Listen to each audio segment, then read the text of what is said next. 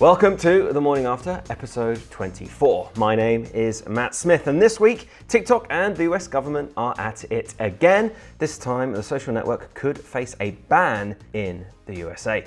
Meanwhile, Mike Tyson is coming out of retirement to box for Netflix, and Airbnb tries to tackle creepy hosts and their creepy cameras. Let's get straight into it. So, a bill that could force a sale and outright ban on TikTok passed the House just days after it was first introduced. The House of Representatives approved the measure on Wednesday, and now it goes to the Senate. The latest attempt by the government to constrain TikTok is the Protecting Americans from Foreign Adversary Controlled Applications Act, or PAFA. Now, if this act passes, it could have one of two outcomes. First of all, the parent company could sell TikTok to a US-based owner, or the social network would face a ban from US app stores and web hosting services. It also might not pass. This has happened a few times before. You might remember former President Donald Trump also chased a ban with the likes of Microsoft, and Oracle even bandied around as possible buyers. However, that all came to nothing. And as I record this, former Treasury Secretary Steven Mnuchin announced he's building an investor group to acquire ByteDance's TikTok. So now that's a thing. Of course, TikTok is opposing the bill, but they're not the only ones. Free speech and digital rights groups are also objecting to it.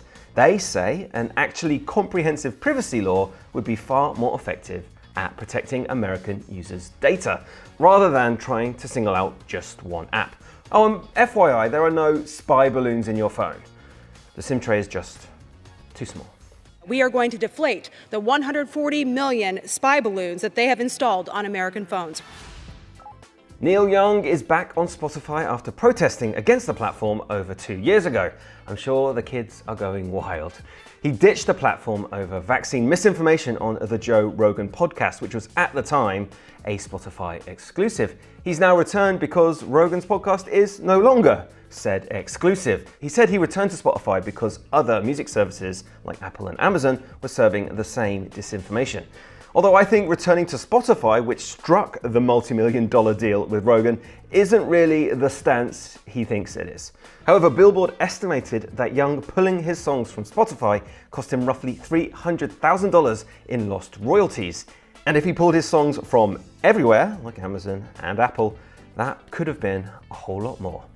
Also, back when Young dropped his catalogue from Spotify, he added he was fed up with Spotify's shitty sound quality. Nothing has particularly changed there though. We're still waiting on Spotify to launch its high-fidelity music streaming tier. Airbnb has announced a complete ban on indoor cameras in host properties. Until now, hosts were allowed to have cameras in communal spaces, but they were supposed to be banned from bedrooms and bathrooms. They were also supposed to disclose any cameras in the rental listing, which may not have always happened. Hosts will also have to disclose any outdoor cameras, with none in areas where there is a greater expectation of privacy. Think showers and saunas, because humans can be monstrous creeps, if you didn't know that already.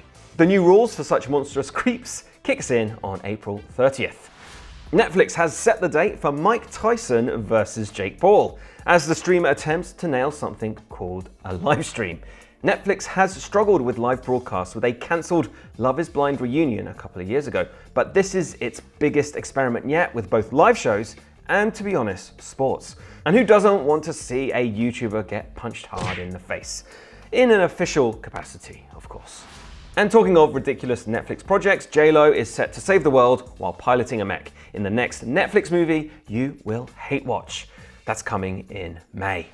And that was The Morning After, and I am still Matt Smith. Thanks once again for watching. I will be back next week, and don't forget to check out all the big major stories on tech at Engadget.com.